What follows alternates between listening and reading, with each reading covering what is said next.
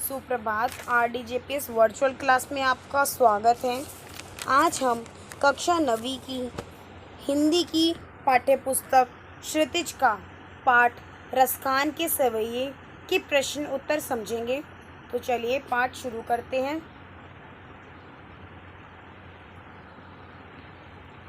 पहला प्रश्न है, ब्रजभूमि के प्रति कवि का प्रेम किन किन रूपों में अभिव्यक्त हुआ। ब्रजभूमि के प्रति कवि का प्रेम कई रूपों में अभिव्यक्त हुआ। जैसे कवि चाहता है कि वह ब्रजभूमि में ग्वाल बाल के रूप में जन्म ले। पशु हो तो नंद की गाय बने, पत्थर हो तो गोवर्धन का अंग बने, और पक्षी हो तो उसका निवास यमुना के किनारे कदम के वृक्ष पर हो। तो यहाँ रसखान जी कहना चाहते हैं कि यदि अगले जन्म में मेरा जन्म मनुष्य रूप में हो तो केवल ब्रज के गोकुल गांव में निवास करने वाले ग्वाले के रूप में ही हो, जिससे मैं कृष्ण के साथ समय व्यतीत करूं।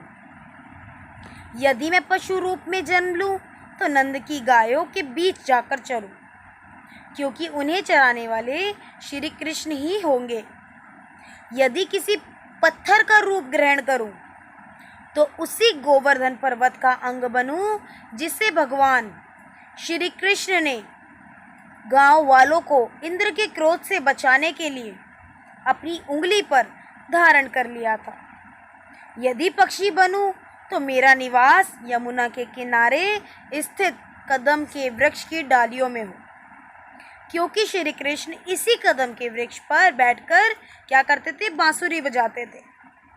इस प्रकार रसखान केवल ब्रजभूमि से ही अपना संबंध स्थापित करना चाहते हैं।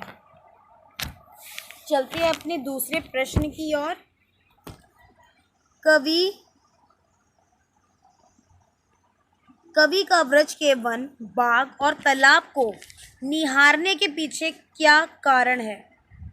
कवि का ब्रज के प्रत्येक भाग के प्रति विशेष स्नेह इसलिए है, कवि जो है ना ब्रज भूमि के हर भाग को बहुत ही प्रेम, बहुत ही स्नेह करते हैं, क्योंकि ये सभी कृष्ण से संबंधित हैं। ब्रज के वन, बाग, तालाब श्री कृष्ण की लीला और उनके प्रेम के साक्षी हैं। इसलिए कवि की आंखें ब्रज के वन, बाग और तालाब देखने को ललायित है। इसमें वे कहना चाहते हैं कि वह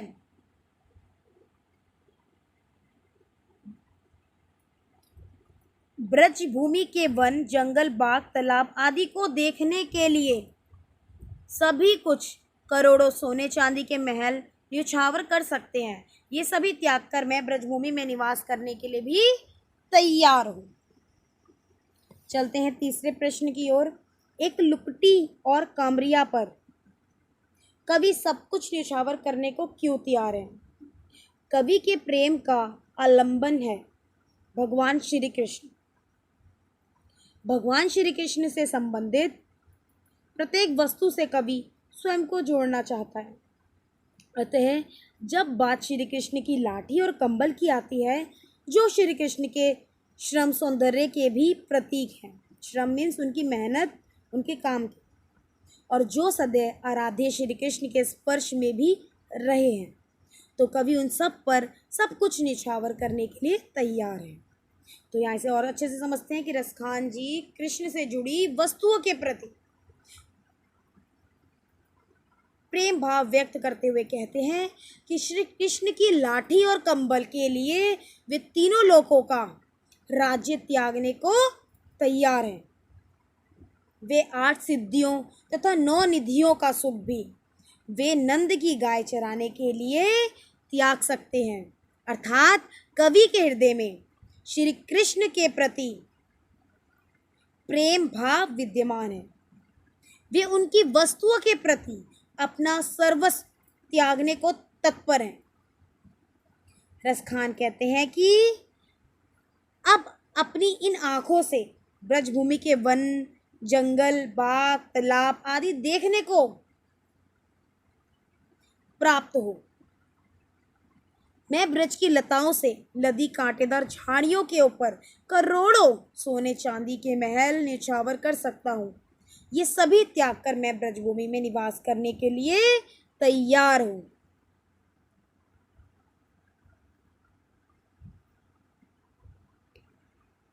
चौथा प्रश्न, सखी ने गोपी से कृष्ण का कैसा रूप धारण करने का आग्रह किया था? अपने शब्दों में वर्णन कीजिए। सखी गोपी से कहती है कि जिस प्रकार कृष्ण मोर मुकुट और गुंजों की माला गले में पहनते हैं, वैसे ही तुम भी पहनो। पीतांबर ओढ़कर लाठी ले लो और गायों एवं ग्वाल बालों के साथ वन वन घूमो। इस पर गोपी कहती है कि कृष्ण उसे इतने प्रिय हैं कि वह उनके सभी रूप धारण करेगी, लेकिन मुरली को अपने अधेरों पर नहीं रखेगी, मतलब होठों पर, क्योंकि यह मुरली उसे कृष्ण से दूर कर देती है। कृष्ण इसके कारण हम पर ध्यान नहीं देते। तो यहाँ सखी का कहने का तात्पर्य है कि एक सखी गोपी से कहती है कि तुम कृष्ण जैसा रूप धारण करो, कृष्ण के मोर पंखी मुकुट को सिर पर रखो और उन्हीं की भांति गुंजों के दानों से बनी माला पहनो। पीतांबर मतलब पीला वस्त्र पहनकर, हाथ में लाठी लेकर ग्वाल बालों और गायों के साथ जंगल जंगल घूमो। गोपी कहती है कि हे सखी, माधुरी से पूर्ण कृष्ण के सभी रूप मुझे इतने अच्छे लगते हैं कि तुम जो कहोगी वही रूप धारण कर मैं तुम्हें प्रसन्न करूंगी। परंतु हे सखी, इस मुरली को जो हमेशा कृष्ण के होठों पर चढ़ी इठलाती रहती है, अपने होठों पर नहीं रखूंगी, क्योंकि यह मुरली ही मुझे कृष्ण से दूर रखती है, इसलिए मैं इसे हाथ नहीं लगाऊंगी। चलते हैं अपने 5वें प्रश्न की ओर। अपने विचार से कवि पशु, पक्षी और पहाड़ के रूप में भी कृष्ण का सानिध्य क्यों प्राप्त करना चाहता है? श्री कृष्ण का जीवन पशु, पक्षी और पहाड़ के साथ पूर्णतः संबंधित रहा है। पशु गाय, पक्षी मोर तथा पहाड़ गोवर्धन, ये तीनों श्री कृष्ण की लीला के साक्षी हैं। भगवान से इनका सीधा संबंध है, संपर्क रहा है, इसलिए कवि पशु, पक्षी तथा पहाड़ के रूप में श्री कृष्ण का सानिध्य प्राप्त करना चाहते हैं। चलते हैं छठे प्रश्न की ओर। चौथे सेवैये के अनुसार गोपियां अपने आप को क्यों विवश पाती हैं? चौथे सेवैये में गोपियां अपने यत्न के पश्चात भी श्री कृष्ण के मुख की मोहनी मुस्कान के सम्मुख स्वयं अपने आप को नियंत्रित कर पाने में विवश पाती हैं। इसके अतिरिक्त श्री कृष्ण की बांसुरी की मधुर तान भी उन्हें विवश करती है। यहाँ कवि कहता है कि गोपी का प्रेम का ये रूप भी अत्यंत विचित्र है। वह कहती है कि जब कृष्ण मुरली की मंद मंद धुन बजाना प्रारंभ करेंगे तो वह अपने कानों में उंगली डालकर रखेगी। वह उनकी मुरली की तान की ओर ध्यान नहीं देगी। फिर चाहे मुरलीधर कृष्ण अपनी आटरी पर चढ़कर गोधन नामक लोकगीत की धुन भी बजाते रहे, तो भी मुझ पर उसका असर नहीं पड़ेगा। हे गोकुल वासियों, मैं जोर जोर से पुकार कर कह रही हूँ कि यदि किसी तरह कृष्ण की मोहिनी तान मेरे कानों में पड़ गई तो सारे ब्रज के लोग कल मुझे चाहे कितने ही ताने दें, उनके पास खिंची चली जाऊंगी, क्योंकि हे माता, उस कृष्ण के मोहिनी मुख की मोहिनी मुस्कान से मैं अपने हृदय को किसी भी भांति संभाल नहीं पाऊंगी। अतः हे माता, मुझे दोष न देना, क्योंकि मेरा हृदय कृष्ण की मुरली की मोहिनी तान के अधीन है, कृष्ण के जादू से बचा नहीं रहा है। चलते हैं 7वें प्रश्न की ओर। भाव स्पष्ट कीजिए। कोटिक एक कल गौत के धाम, करिल के कुंजन ऊपर वारो। रसखान का प्रेम सर्वस्व निछावर कर अपने प्रभु से मिलन की इच्छा रखने वाला प्रेम है। ये ब्रजभूमि की कटीली झाड़ियों के ऊपर करोड़ों सोने चांदी के महल कुंजन न्योछावर करने को तैयार है। रसखान की यह सर्वस्वीय संप्रदन की भावना श्री कृष्ण के प्रति उनके आनंदीय प्रेम को परिचायक है। मायरी वा मुख की मुस्कानी समहारी ना जेहे ना जेहे ना जेहे।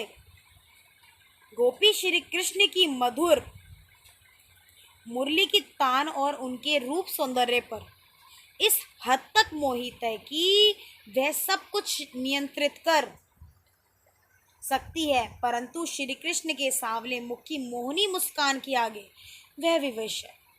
वह इस मुस्कान के आगे स्वयं को संभाल नहीं पाती, इसलिए वे कहती है कि हे माँ, मुझे दोष न देना। अगर कृष्ण के मोहनी मुंह की मोहनी मुस्कान मैंने देख ली तो मैं अपने आप को संभाल नहीं पाऊंगी, उनकी ओर खिंची चली जाऊंगी, तो इसमें मेरा दोष नहीं है।